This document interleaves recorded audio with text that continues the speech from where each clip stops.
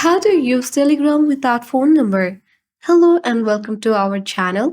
In this video, I'm going to show you the quick way to use Telegram without phone number. But using Telegram without a phone number is a bit tricky because the app typically requires a phone number for verification. However, sure, there are some workarounds you can try. So here is a quick way to show you how to use Telegram without phone number. First of all, you can easily use a virtual phone number. You can sign up for a virtual phone number services like Google Voice, TextNow, or Borner. So the services provide temporary or secondary phone numbers.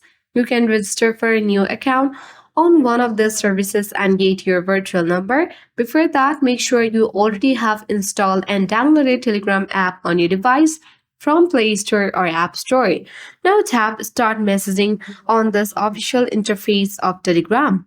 Here you will be required to add your country's code as well as country's name and the phone number. So to get it, open any browser on your device. It might be Chrome or Safari and search for named numbers.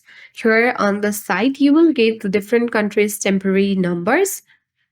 You can choose any country's temporary number for your Telegram application.